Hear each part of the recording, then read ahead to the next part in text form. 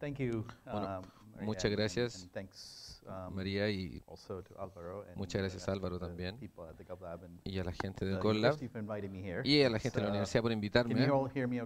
¿Me pueden escuchar bien a través del equipo de traducción? ¿Cuánta gente está escuchando la traducción en vez de tratar de entender en inglés? ¿Traducción, levanta la mano? Háganme saber si digo algo bien. Son los intérpretes que están acá arriba, que son responsables. Si escuchan algo equivocado, quizás soy yo. Así que me dicen si algo no tiene sentido, por favor, me dicen. Bueno, es muy agradable estar acá y muchas gracias por invitarme y por venir. Y consideré que tuve todo el día para conocer por acá Valparaíso y Viña, viendo los cerros, viendo sus paisajes tan hermosos. Y ya que están en un lugar tan maravilloso, voy a empezar contándole una historia depresivas, porque sí me gusta empezar a hablar, deprimir a las personas, porque de ahí solo puede ir mejor. Así que vamos a empezar con una historia deprimente. La primera historia, algunas van a ser de los Estados Unidos, porque todos sabemos que es un lugar muy deprimente. Pero también van a haber historias más microdepresivas, macrodepresivas en el global. Bueno, uno de los problemas, que no es solamente exclusivo a Estados Unidos, sino que también sucede en cualquier lugar donde hayan pintura en base a plomo, que se usaba a menudo, sobre todo en la antigüedad, donde se utilizaba el plomo para hacer la mezcla de la pintura. Y casi todas las casas hasta 1977 de los Estados Unidos tienen pintura en base a plomo. Y eso está bien mientras se mantengan las paredes, pero a medida que las casas envejecen, la pintura se va cayendo. Y a medida que se empieza a quebrejar, los niños gatean y les queda en las manos y después se las languetean y pasan cosas terribles. Daño cerebral, problemas de memoria, problemas motrices, baja de IQ, cosas muy terribles.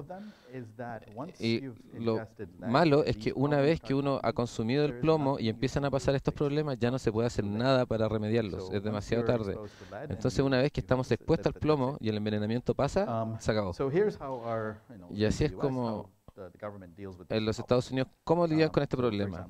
Por ejemplo, digamos, yo vivo en Chicago, y en esta ciudad lo tratamos así. A todos los niños le hacen pruebas, a la mayoría de los niños posible, cuando tienen como de 1 a 4 años, y si encuentran que este niño tiene envenenamiento de plomo, entonces de ahí le avisan al Departamento de Salud, quienes mandan inspectores a estas casas, hacen hoyos en las paredes, ven si hay peligros de plomo y confirman si hay plomo. Y lo más probable es que sí haya, porque si no, ¿cómo el niño se iba a envenenar con plomo? Entonces, desde ese punto en adelante trabajan con el dueño del hogar para arreglar el problema. Y podemos ver el enfoque, el problema que tiene este enfoque, porque el envenenamiento de plomo es irreversible. Entonces, ¿cómo lo buscamos? Hacemos pruebas en los niños.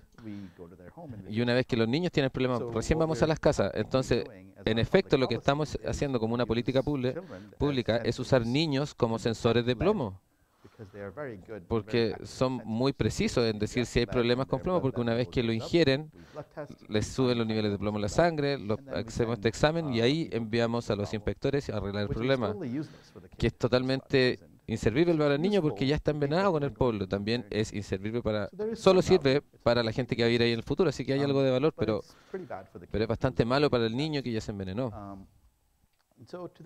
Entonces, vamos a darle un poco de crédito y decir que se dieron cuenta que estaba mal. ¿Qué podemos hacer mejor? Porque claramente lo que estábamos haciendo no es efectivo y podemos hacerlo mejor. Y la primera respuesta que les dimos cuando se acercaron a nosotros fue: ¿por qué no hacemos prueba a todas las casas? Eso es demasiado caro, no tenemos los recursos. La mayoría de los gobiernos no tienen presupuesto ilimitado. Entonces, ¿por qué no lo hacemos en casas antiguas donde tengan niños? Y arreglamos esas. Y nos dijeron, bueno, cuando miramos las informaciones, que muchos de estos niños cambian de casa, sobre todo las familias que probablemente van a vivir en estas casas tan antiguas, van a moverse harto, se cambian harto de casa. Entonces, que ese niño esté ahí no quiere decir que va a haber uno mañana y que no haya uno ahí hoy, no quiere decir que no haya mañana. Entonces no podíamos usar eso todo enfoque y teníamos que ser más inteligentes y eficientes al respecto. Y nuestra idea fue hacerlo, sacar la información del Departamento de Salud acerca de todos los exámenes de salud de los últimos 15 años y nos dijeron por cada niño quiénes son, sus papás, dónde vivían, etcétera, y los niveles de plomo de la sangre, entonces niveles altos o bajos. Hicimos la misma búsqueda de información en las casas, todas las casas que habían realizado inspecciones, la estructura, cuando se construyó, cuando se remodeló, qué pintura usaban, toda la información que tenían disponible. Y así veíamos si encontrábamos si tenían riesgos de plomo o no. Combinamos estos dos juegos de data y pudimos predecir para cada niño, digamos desde 3 o 4 meses antes de que empezaran a gatear, podemos predecir la probabilidad de que se expongan al plomo antes de que cumplan un año y medio donde empiezan a gatear. Y usando esa información podíamos enviar a los inspectores antes en vez de enviarlo después del problema. Un cambio muy sencillo. Antes, primero hacían el examen de sangre y mandaban al inspector. Ahora lo hacemos, vemos el examen antes, así sacamos el plomo antes de se empieza a gatear y se envenene con el plomo.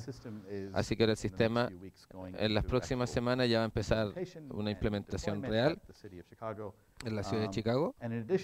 Y además de lo que hicimos, que ahora también estamos usando el mismo sistema en un hospital, en los sistemas hospitales. Así cuando llega una mujer embarazada y a una revisión, y vamos a ver dónde va a estar viviendo. Y vamos a saber si la casa donde está puede tener más riesgos de plomo.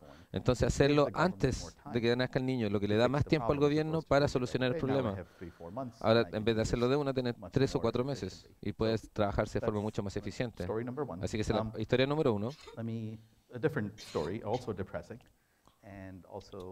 Una segunda historia que también es deprimente y que en este momento es muy relevante para Estados Unidos. Probablemente han escuchado hablar de muchos policías en Estados Unidos que utilizan la fuerza contra civiles y a veces hay abusos. No es un problema aislado.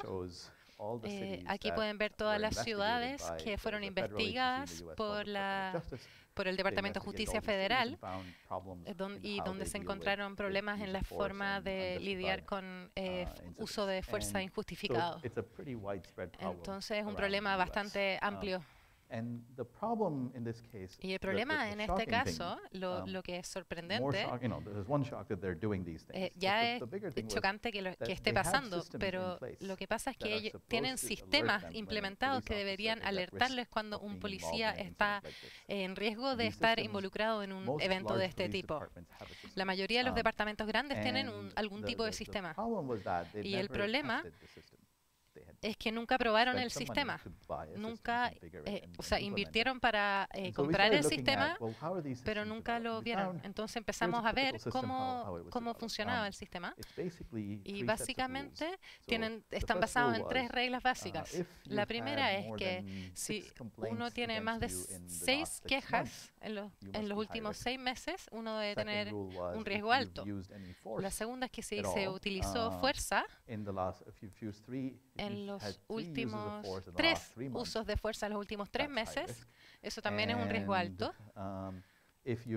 Si has tomado más de 2 semanas de vacaciones en los últimos meses, porque en Estados Unidos uno no se toma muchas vacaciones, entonces si uno se toma muchas vacaciones también hay una alerta. Y eso era todo, eso era el sistema. Entonces se pueden imaginar que el sistema es un sistema de alerta temprana, pero no es muy temprano. Básicamente te dice cuando te avisa después de que las cosas malas sucedieron. Entonces no es muy útil. Entonces lo primero que hicimos fue tomar este sistema y evaluarlo en base a datos. Y nos dimos cuenta de que estaba alertando sobre más de la mitad de los policías en el departamento. Entonces no es muy útil. Porque eran demasiados. Entonces, después lo que hicimos es obtener los datos de los departamentos con los que estábamos trabajando. El primero fue en Charlotte, en el estado de North Carolina. Lo pueden ver, está ahí en la costa este. y obtuvimos sus datos sobre todo lo que sabían sobre sus oficiales de policía, su historial, quiénes son, los arrestos que han hecho, todos los envíos a donde fueron enviados, cualquiera las quejas o investigaciones a las que fueron sometidos. Y nos preguntamos si podíamos crear un mejor sistema, un sistema que identifique proactivamente a los policías que en los próximos 3, 6 o 12 meses tienen probabilidades de estar involucrados en incidentes.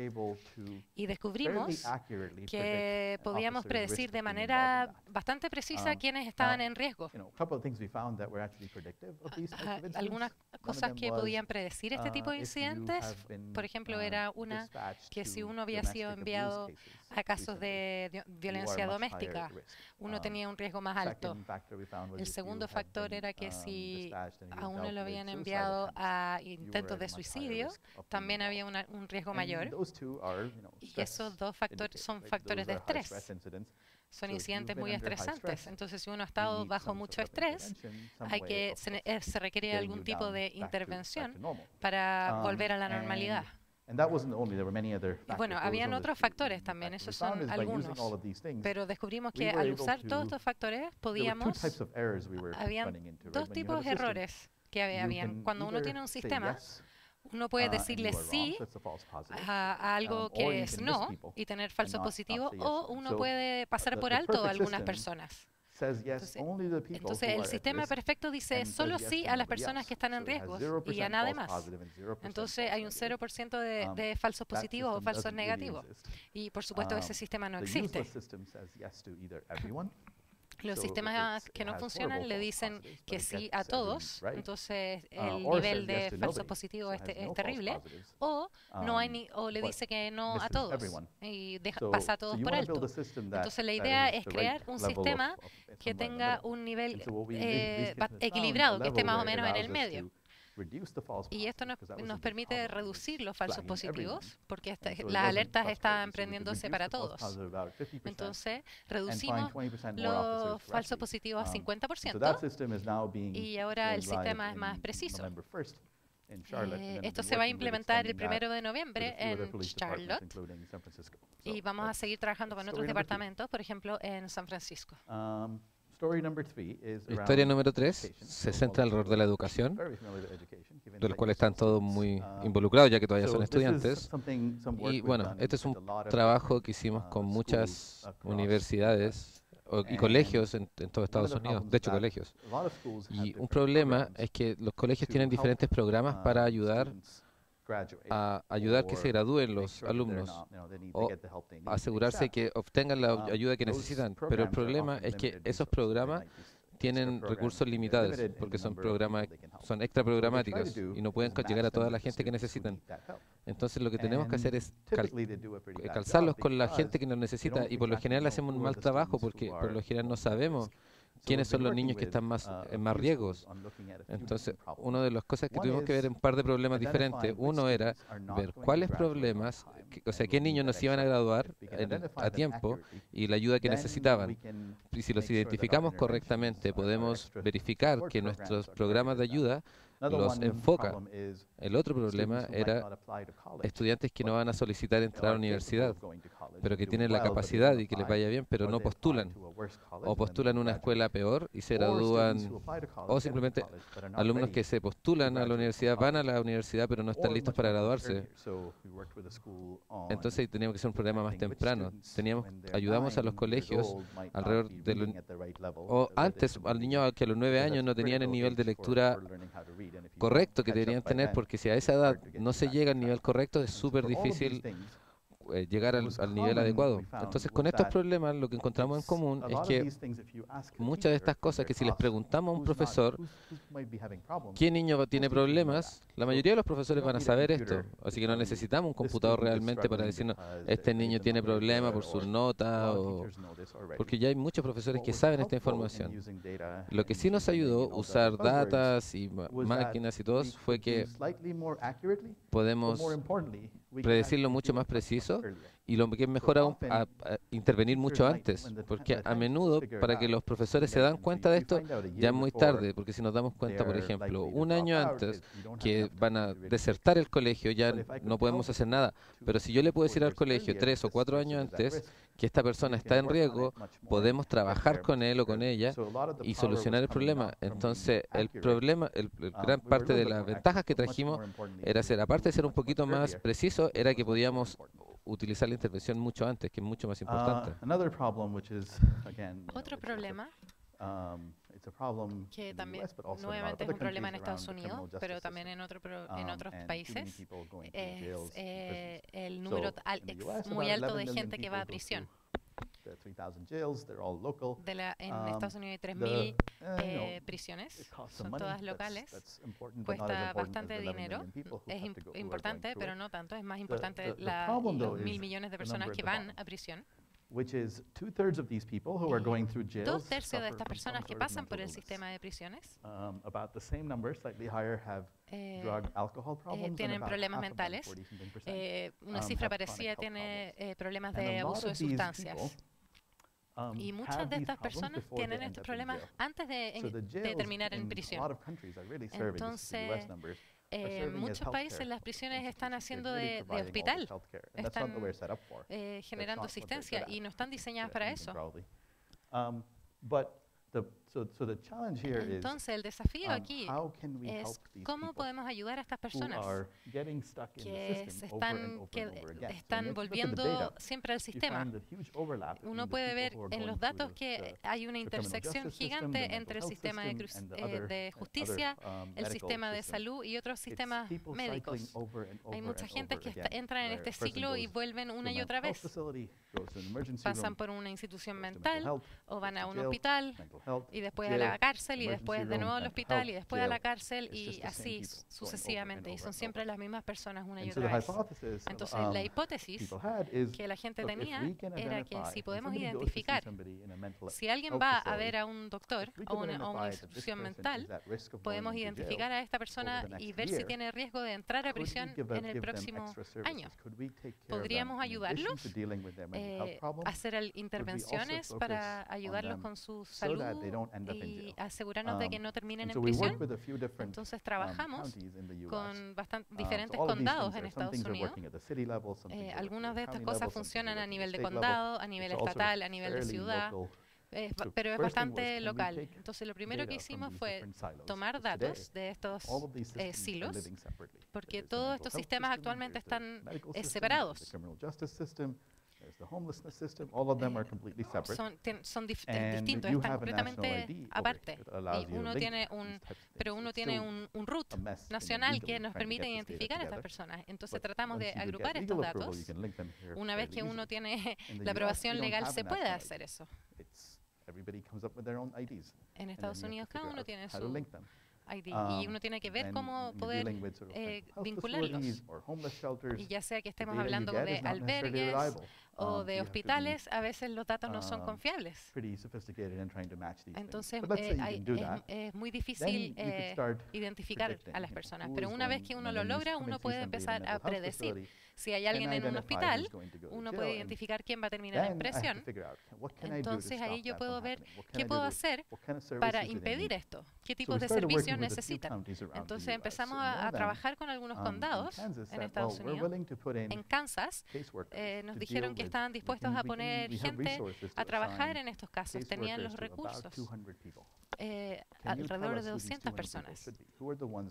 Entonces nos preguntaron que pudiéramos identificar a las 200 personas que tenían un riesgo de entrar a prisión y que si nosotros podíamos identificarlo, nosotros podíamos brindarle los recursos necesarios para evitar que fueran a prisión. Entonces empezamos a trabajar con ellos, les dimos una lista de 200 personas y después vimos si estábamos correctos en las personas que habíamos identificado. Y de las 200 personas que nosotros predijimos que podían entrar, 104 terminaron en prisión, por un total de 19 años.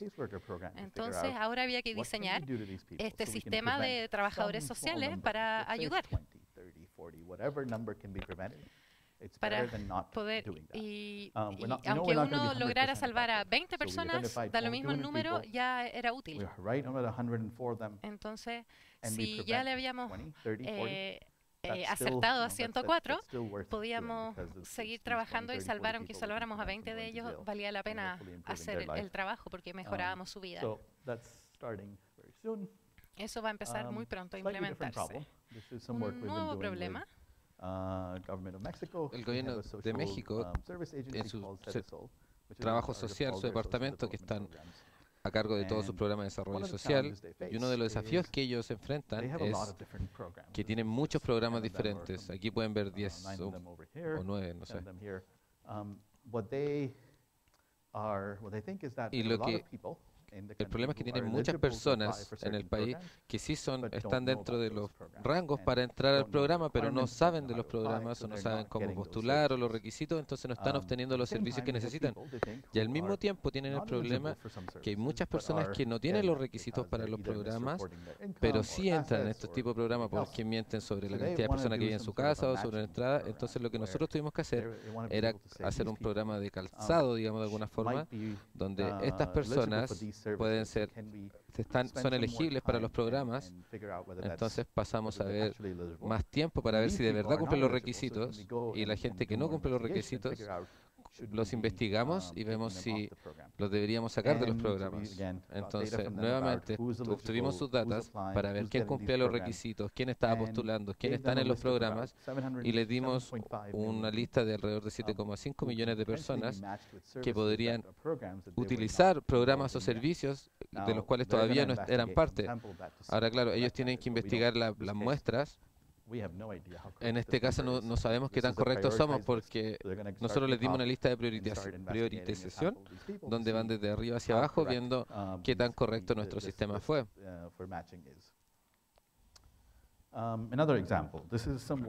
Otro ejemplo, esta es una labor que estamos haciendo con agencias medioambientales en Estados Unidos, por ejemplo la EPA, la Agencia de Protección Ambiental, que tenían que proteger al medio ambiente. Bueno, ahora en Estados Unidos nadie se preocupa del medio ambiente, lamentablemente. Pero les voy a dar un ejemplo específico, que es un problema muy común en cualquier agencia que tenga que lidiar con cumplimiento. En una de estas agencias su trabajo era asegurarse de que los desechos peligrosos se desecharan de forma correcta. Entonces, si uno trabaja con cualquier elemento que genere desechos, basura, su trabajo era asegurarse de que se desechara correctamente. Y ellos tienen muchas instalaciones alrededor del trabajo del país que se aseguran de que esto se cumpla. Y los recursos que tenían les permitían inspeccionar solo a 3.000. Entonces su trabajo era ver cómo utilizar mejor estos recursos para poder asegurarnos de forma más eficiente que el trabajo se está haciendo bien. Pasa lo mismo, por ejemplo, en fraude o con las violaciones sanitarias en los restaurantes. Hay muchos factores que considerar y solo tengo recursos para un ámbito muy pequeño. Entonces, lo primero en lo que nos centramos fue decirles, bueno, podemos hacer 3.000 inspecciones. Entonces, asegurémonos de que la mayoría de ellas tengan infracciones. Y bueno, a pesar de que el problema a largo plazo es diferente, la idea es reducir el número de infracciones. Entonces, ¿cómo podemos tomar las instalaciones y hacerlo más eficiente para encontrar la mayor parte de infracciones? Entonces, tomamos los datos para priorizar las instalaciones y encontrar las que había que investigar. Y descubrimos que había una tasa de 40% 400% de violaciones. Entonces, bueno, me voy a saltar la parte complicada, pero si uno quiere ser más eficiente, hay una forma de hacerlo. Otro ejemplo, no es tan relacionado con las personas, sino que está relacionado con las cañerías que van bajo nuestras calles, que se rompen siempre. Y este es un poco de trabajo que hicimos con la ciudad de Syracuse, en el estado de Nueva York. Nadie conoce a Syracuse, la verdad, y da lo mismo que le interesa. Pero es una ciudad que está en el noroeste de Estados Unidos. Bueno, y tienen alrededor de... Se rompe una cañería cada 2 días. Y eso es bastante normal. Y cuando se rompe una cañería es molesto para la gente que vive ahí, porque no les llega el agua, es caro para la ciudad porque hay que hacer un hoyo en la calle y arreglar la cañería. Entonces nos pidieron ayuda y nos dijeron, ¿nos pueden ayudar a predecir qué cañerías se van a romper en el futuro? Así primero podemos evitar que se rompan y 2, podemos hacer mantención preventiva en las cañerías que muestran un riesgo alto. Y lo que nosotros pudimos hacer fue buscar datos históricos sobre las cañerías, su material, su diseño, cuáles daños tenía, cuántas veces se habían roto antes. Entonces tomamos toda esta información e hicimos un modelo para predecir la probabilidad de que se rompieran las cañerías. El primer paso fue nuevamente este programa lo hicimos hace como 1 año. Lo primero, como todas las otras casos, primero validemos y veamos qué tan correcto. Entonces, esperamos 1 año y nos dimos cuenta que tenemos recursos para arreglar 1% de todas nuestras cañerías cada año. No podemos hacer más que eso. Entonces, si nos dan una lista del riesgo más alto de 1% y de la lista que les dimos el año pasado, alrededor 2/3 de ellos sí se rompieron. Entonces lo que quieren hacer con eso son 2 cosas. Una es con las que son de más alto riesgo, arreglarlas de forma preventiva, pero la de riesgo medio era coordinar con el departamento de vialidad, con el departamento que se encarga de arreglar los caminos. Entonces cuando están planificando arreglar un camino y están sobre una cañería de alto riesgo, digamos, ya que hicieron un hoyo en la calle, ¿por qué no lo arreglamos en ese mismo momento? Porque es más barato y evitamos que pase el problema después. Entonces están coordinando con vialidad y están haciendo un plan para los siguientes años para hacer este tipo de mantención. Un problema completamente diferente ahora. Esto es un trabajo que estamos haciendo en Kenia con una empresa social. En Kenia hay muchos asentamientos urbanos que no tienen sistema sanitario, no tienen baños, no tienen agua, etcétera. Y esta compañía se le ocurrió crear estos baños portátiles. Y entonces uno paga un poco dinero para usarlos. Entonces la idea era construir estos baños y arrendárselos a hospitales, pequeñas empresas, tiendas, hospitales, etcétera. Y la persona que lo arrienda se queda con ese dinero que la gente paga por usarlo. Y estas compañías son responsables de hacerle la mantención y de hacerse cargo de los desechos. Muchas veces lo reciclan y lo generan, lo hacen fertilizante y después venden eso.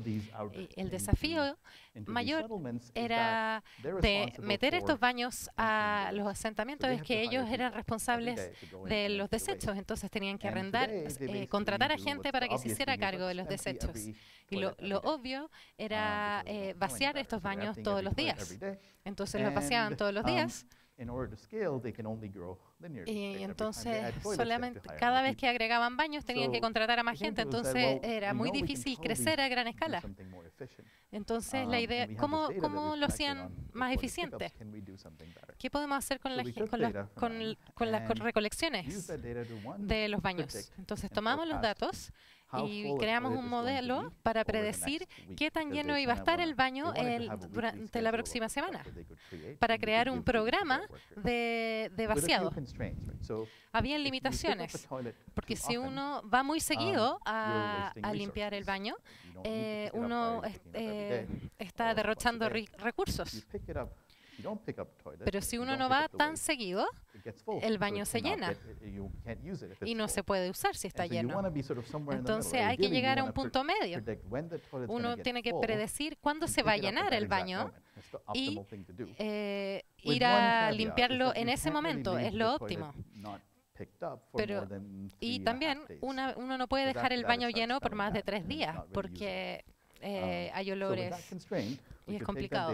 Entonces, con esa limitación, tomamos los datos y basándonos en patrones de usuarios, etcétera, tratamos de entender cuál era la tasa de llenado y crear un programa que los permitiera optimizar los viajes para ir a vaciarlos. Y con los mismos recursos podían operar el doble de baños. 2,5 más, la verdad. Entonces se podía servir a más personas y podían crecer más rápido y de forma más eficaz sin tener que contratar a más personas. Un problema similar, pero en un ambiente muy distinto. Este es un trabajo que hicimos en la ciudad de Cincinnati. No se preocupen dónde queda como el medio de Estados Unidos. Dale, mismo. Ciudad pequeña, se está achicando más encima. Bueno, pero es una ciudad típica del medio de Estados Unidos. Y ellos tienen un sistema de respuesta de emergencia como la mayoría de las ciudades, pero con algunas diferencias. Bueno, y la forma en que Cincinnati en particular funcionaba, el transporte de emergencia médica, llega la llamada de emergencia a la central la recibe y tiene que decidir cuál es el problema, hacer un montón de preguntas y en base a estas respuestas tiene que tomar una o dos decisiones. Tienen 3 decisiones. Una es, no se necesita nada, alguien simplemente está llamando para divertirse. Así que los ignoramos, entonces ya, asumamos que es una llamada en serio. Entonces tienen dos decisiones, que es, mando un carro de bomberos, y ese es como el estándar, porque cada carro bombero tiene un médico o una persona capacitada en emergencias médicas. Entonces esa persona puede hacerse cargo de los problemas médicos, o la otra decisión es enviar una ambulancia. Y si enviamos una ambulancia es porque el problema va a necesitar transporte hacia el hospital. Necesitamos llevar a alguien de vuelta al hospital. Entonces están tratando de predecir perfectamente como un humano si es un problema que se puede resolver en terreno o va a necesitar un transporte médico. Si pensamos que es uno, enviamos un carro bombero. Si es problema 2, tenemos que enviar una ambulancia. Así es como está el sistema ahora. Y resulta que nuevamente tenemos 2 tipos de errores. Podemos no enviar una ambulancia cuando no estamos seguros, mejor mando un carro bomba. Y lo que pasa es que llega el camión bombero al lugar de la emergencia, ve la situación y dice, necesitamos mandar al hospital. Entonces llaman y envían a la ambulancia y ese es tiempo perdido, porque en ese tiempo podemos perder otra vida. O el otro tipo de error es, no estoy seguro y voy a mandar una ambulancia mejor. Y al hacerlo eso es un costo de oportunidad, porque si llega otra llamada donde realmente se necesita y tenemos una cantidad finita de ambulancias y la tenemos en otro lugar, tenemos que enviarla a este otro sitio B. Entonces hay tiempo perdido, es un costo de error en ambos extremos. Entonces lo que nos encontramos que 1/4 de todos sus envíos no enviaban la ambulancia cuando se necesitaba realmente. Entonces ese es un porcentaje donde la gente recibían un viaje de vuelta al hospital más tardío y eso cuesta bastante. Entonces la idea es cómo mejoramos este sistema, cómo tomamos esta información. Hasta ahora era bastante simple, tenían unas reglas súper simples para ocupar, entonces nosotros tomamos la información de sus envíos y con un modelo, esto es una tarea de predicción bastante fácil. ¿Necesitamos enviar transporte médico? No, y nos dimos cuenta que podíamos hacer en una ciudad pequeña, alrededor de 2.500 personas, mucho más rápidos, no enviando más ambulancias y siendo más preciso en saber qué es lo que necesitábamos.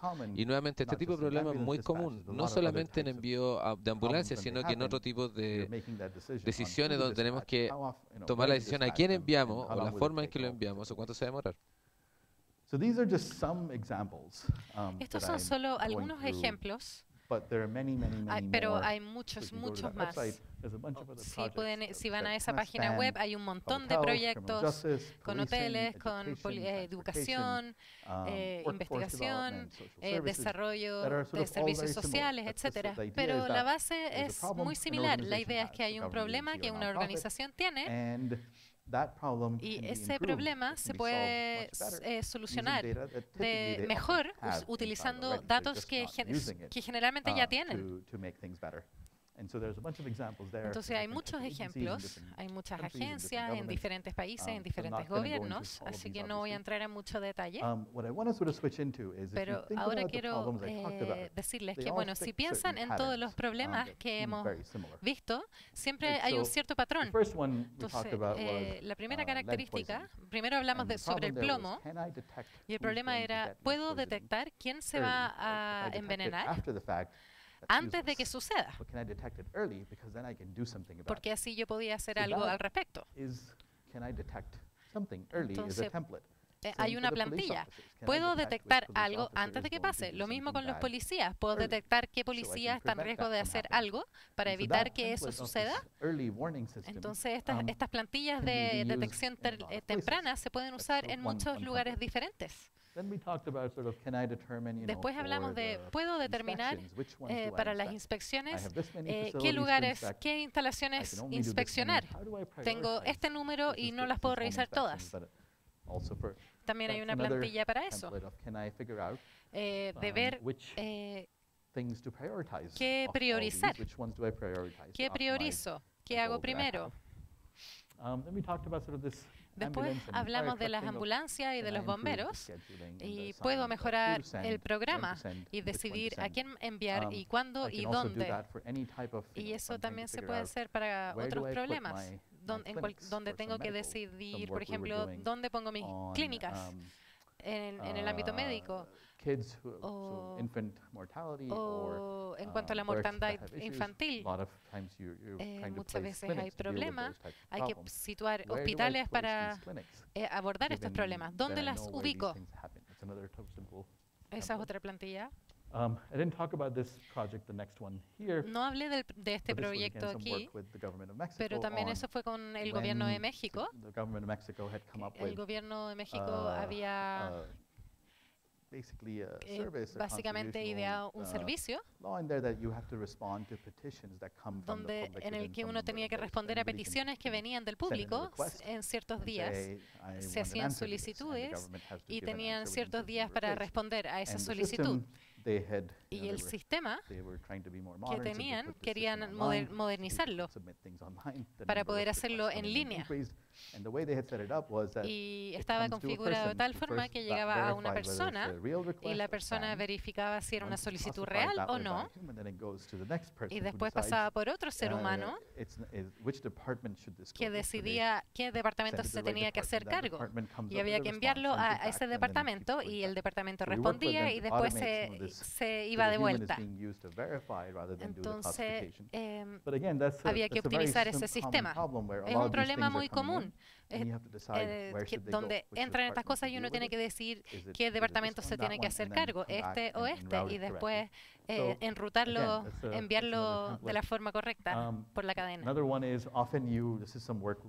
Otro es otro trabajo que también estamos haciendo con México, para mejorar las políticas para evitar la mortandad, crear políticas de seguros, de los hospitales, muchas políticas que se pueden modificar. Entonces había que decidir cuáles desechar y cuáles probar y cómo reducir el número de políticas con las que puedo experimentar para ver cómo las puedo mejorar y reducir la mortalidad.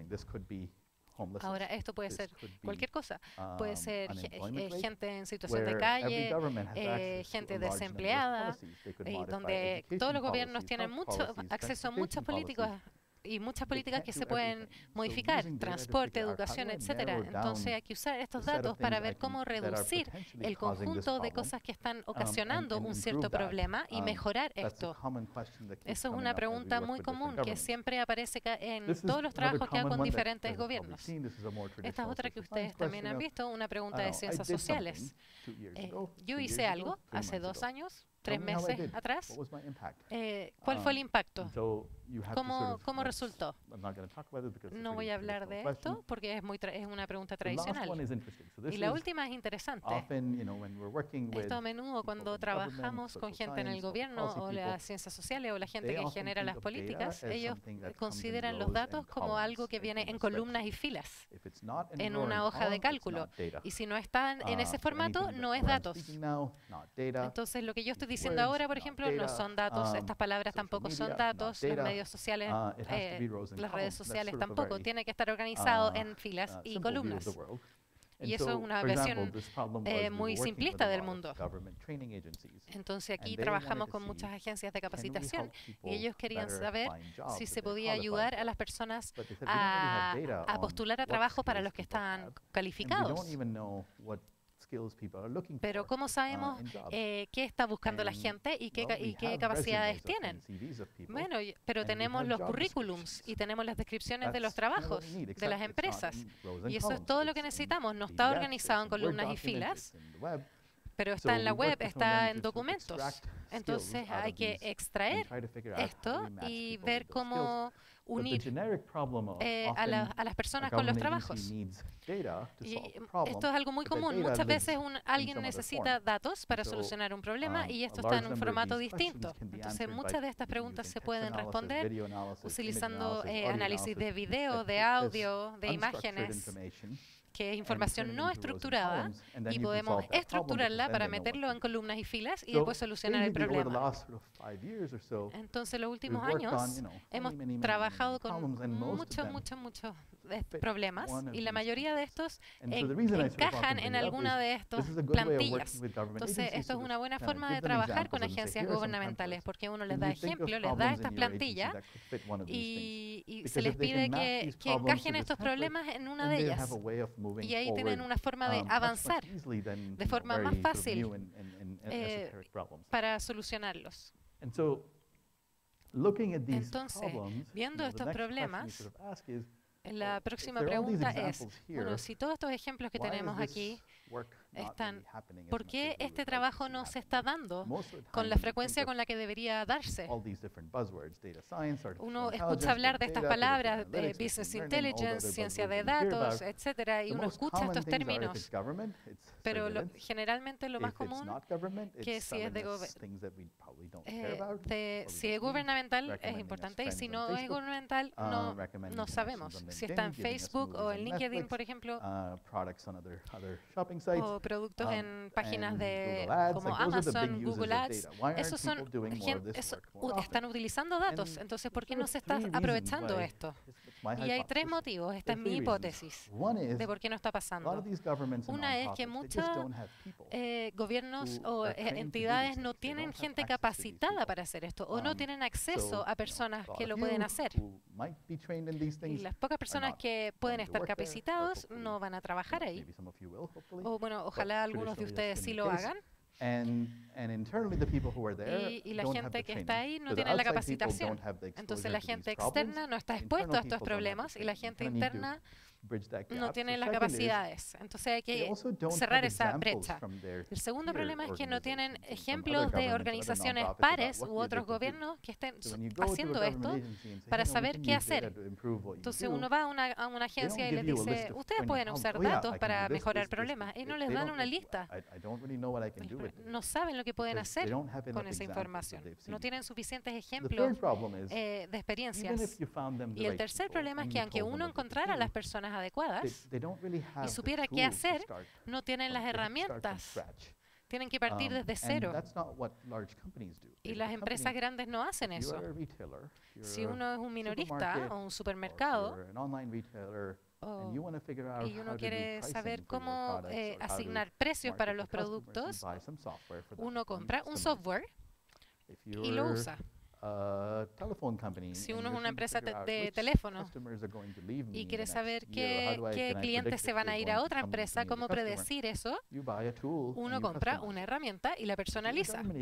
Y si uno es una agencia gubernamental y quiere hacer lo mismo, uno tiene que partir de cero porque no hay herramientas diseñadas para esas necesidades. Entonces, lo que hay que hacer es tratar de arreglar estos tres problemas. El primer problema es que necesitamos capacitar a gente, gente que está en la universidad y que se va a graduar, en dos cosas. Una, para decirles, hablarles de estos problemas para que vean la conexión. Hay gente que dice, yo estoy interesada en ayudar a la gente, me importa la gente, pero también quiero utilizar datos y ciencia de datos y tecnología para hacerlo. Entonces, eso se puede hacer. Hay que hacer esa conexión.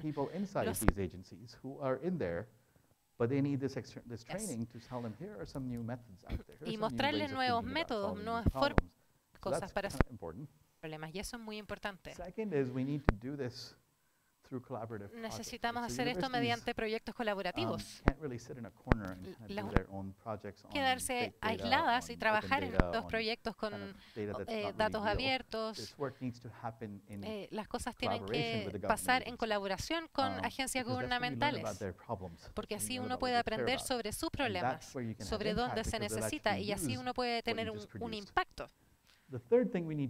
Y lo tercero que hay que hacer es que hay que crear todos los proyectos de los cuales yo hablé, todos los códigos están ahí, son de fuente abierta, están disponibles. Entonces ahora, en vez de empezar de cero, uno puede poner a disposición estos datos y trabajar sobre esto. Entonces hay que hacer estas tres cosas. Déjenme darles algunos ejemplos de esto. Les di varios ejemplos sobre eso, pero ya hay programas de capacitación que estamos ejecutando que son ejemplos de esto. Cuando hablo sobre qué necesitamos capacitar a las personas, no es una lista exhaustiva, pero estas son las cosas que absolutamente se necesitan. Claramente pueden aprender mucho más, pero si necesitamos ahora, si está en un programa de ciencias de computación, si está en un programa de estadística, van a aprender esto. Si están estudiando economía o política, van a aprender ciencias sociales y diseño de experimentos. Si son abogados, van a aprender de ética y temas legales, pero nadie aprende sobre formulación de problemas. En la universidad no nos capacitan, nos dan los problemas que ya están muy bien definidos y lo resolvemos. La verdad es que nos acercamos a alguien y entendemos cómo formular su problema, cuál es su problema, y eso es algo crítico para nuestros procesos. Así que lo que necesitamos hacer es que tenemos que enfocarnos en una o dos de estas áreas, pero tenemos que tener una comprensión mucho más amplia. Cómo trabajar con otras personas, y a menudo uno mismo no puede ser experto en todo esto. Entonces, lo que hemos de hacer es trabajar esto de forma colaborativa, que gente que tenga diferentes experiencias y que tenga diferentes habilidades y trabajen juntos y resuelvan los problemas completamente. Ninguno de los problemas que di se podría resolver por sola una de estas disciplinas actuando sola. Necesitamos estar expuestos a todos esto, necesitamos trabajar con otras personas que tengan experiencia en esto y aprender. Aquí hay algunos ejemplos de cómo hacer esto. Hay un libro que sacamos hace muy poco tiempo que tiene estos ejemplos y metodologías sobre las cosas que necesitamos saber. Hay un programa que empezamos en la Universidad de Chicago que se llama Políticas Públicas y Ciencias de Computación. Es gente que tiene una preocupación por el mundo, quiere tener un impacto, pero haciéndolo a través de la computación, aprendizaje automático y ciencia de datos. Y ese no es el único programa. Hay otros programas que están sucediendo en Carnegie Mellon y en otras universidades como Northeast University, en la Universidad de Nueva York también tienen uno. Entonces esos son algunos ejemplos de programa. Otro programa que María mencionó, que es el programa que nosotros iniciamos en Chicago hace como 4 años o 5 años, que es un programa de verano donde traemos a estudiantes de pregrado de todos los lugares del mundo. llegan a nosotros y nosotros organizamos equipos de 2 o 3 y a ellos se les envía, tienen un mentor de ciencia de datos y durante el verano trabajan en un proyecto con el gobierno. De hecho, muchos de los ejemplos que di inicialmente empezaron por acá, donde empezamos con un prototipo de 3 meses para ver qué podíamos hacer un piloto y después seguir con el trabajo para desarrollarlo completamente. Pero este es un programa como de capacitación, pero es una capacitación en terreno, con las manos en la masa, donde trabajamos con proyectos reales, con organizaciones reales, en un problema real. Y durante los últimos 2 años, ese programa se han realizado versiones en Atlanta, en Washington y en Sudáfrica. Y lanzamos conjuntamente este programa en Lisboa. Vamos a continuar con este programa y ahora vamos a empezar uno en Charlotte y vamos a empezar también uno acá en Chile con la Universidad Adolfo Ibáñez el verano subsiguiente, así que si están interesados de colaborar de alguna forma, por favor hablen con Álvaro o María al respecto y vean cómo pueden participar. Así que vamos a llegar a Chile con este programa. Aquí hay otros programas diferentes si están interesados. Este es un programa diseñado para agencias gubernamentales, para capacitar a la gente que ya trabaja ahí sobre estas habilidades que mencioné anteriormente, cómo tratar con datos, cómo tratar con bases de datos, cómo lidiar con aprendizaje automático, diferentes tipos de información. Así que pueden echarle una mirada a eso. Y en todos estos programas no solo se trata de las habilidades técnicas, porque claramente se necesita algo de eso, pero eventualmente se trata de tener un impacto en la vida de las personas. Entonces tenemos que pensar en cómo puedo, si nos preocupamos de las personas y queremos solucionar problemas usando algunas herramientas, tenemos problemas en todos estos problemas donde tenemos algunos temas durante todos estos problemas donde tenemos que tratar con seguridad y privacidad, porque esta es información muy delicada sobre la vida de las personas y nosotros la usamos para ayudarlas, pero queremos mantenerla protegida y que sea confidencial y que se use de una forma que sea beneficiosa para estas personas. Otra cosa importante es lo que está acá, interpretación y explicaciones. Muchos de ustedes cuando escuchan de ciencia de datos, aprendizaje automático, inteligencia artificial, muchas de sus aplicaciones que escuchamos son decisiones que se toman automatizadas.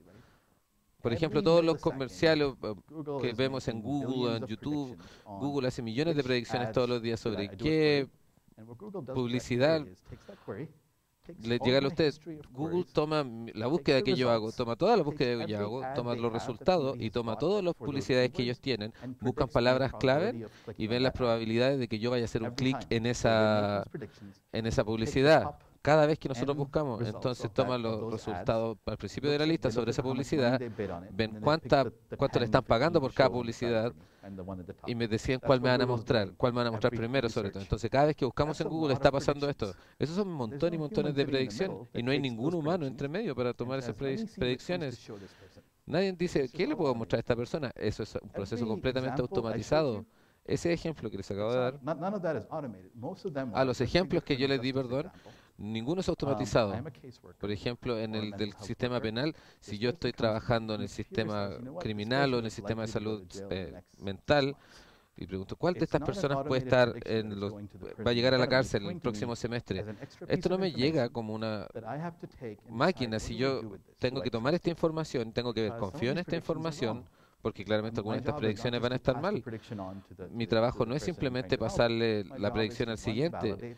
Mi trabajo es validar la predicción, comprenderla, espero confiar en esta, ojalá la pueda corregir si está malo, y espero usar esta información para asignar a esta persona la intervención adecuada. Necesitan terapia, necesitan ayudas con transporte, con su hogar, y eso es muy difícil a los enfoques que hemos usado hasta ahora, porque ahora tengo que convencer a un humano para pasarle esa información a otro humano para que tomemos acciones importantes. Entonces con los modelos y aprendizaje automático tienen que ser comprensibles, porque de otra forma la gente no va a confiar en esta información y no vamos a llegar a ayudar a las personas que queremos ayudar. Entonces esto es algo muy importante que tenemos que acordarnos. Y por último, ecuanimidad y ética, nuevamente les recuerdo, esto se llama ayudar a la gente, y a menudo los tipos de métodos de los que hemos estado hablando se basan en la información y datos. Y se asume que si no hago nada más, asumo que la información que llega es perfecta. Entonces digamos, obtengo toda esta información en 5 años y usualmente estos modelos se construyen dejando un poco de información fuera, por ejemplo, el último año, por ejemplo. Entonces, y hago modelos y el mejor modelo, el que elijo, es el que predice el modelo que dejé fuera. Pero ¿qué pasa si esos datos que dejé fuera estaban mal? ¿Qué pasa si los recopilamos para un tipo de persona? O si tengo un sesgo al elegirlo. Y si mi modelo no está considerando esto, estoy replicando este error y lo voy a reproducir otra y otra vez, donde vamos a tener un daño mayor que el que estaba antes. Entonces, si estoy ingresando en la cárcel a cierto tipo de persona, yo voy a decir con mi modelo, es probable que esta persona también haga este crimen. Pero si mi modelo tenía un sesgo, voy a reproducir este sesgo al elegir a las personas. Entonces tengo que buscar mis modelos que sean ecuánimes. Van a ser injustos para otras personas. ¿Cómo corrijo esto? Y me tengo que asegurar que el análisis se hace de forma ética y que no afecte, o puesto de otro modo, que no esté reduciendo la ética, sino que aumente la ecuanimidad. Porque realmente no queremos dañar a las personas o seguir dañando si el sistema ya lo ha dañado. Entonces esas son nuestras necesidades críticas y a menudo estos temas salen a la luz en las aplicaciones comerciales, pero a menudo tampoco en políticas públicas sí lo necesitamos. Son necesidades críticas y no podemos ignorarlas. Tengo otras cosas que decir, pero ya he hablado mucho y ya veo que hay gente durmiendo, así que me voy a saltar algunas. Y yo claramente estoy súper feliz de responder sus preguntas ahora, pero si no me pueden hacer la pregunta ahora, mándenme un correo, por favor. Tengo toda la intención de responderle. Muchos de los ejemplos que di y mayor información está en estos dos. Ahí tiene que haber una U en ese link. Y el código para todos estos programas está ahí en ese GitHub. Por favor, véanlo, utilícenlo. Sé que muchos de ustedes son estudiantes. También si se meten aquí, hay una guía para la gente que está viajando, para los mochileros, que es básicamente un currículum sobre cosas que tienen que aprender. Así que si están interesados, hablen conmigo. Si están interesados en involucrarse en los programas en la universidad acá el próximo año, hablen con María y con Álvaro, ya sea como mentores o como un fellow. Hay muchas maneras de involucrarse, así que por favor véanlo. Muchas gracias y háganme preguntas.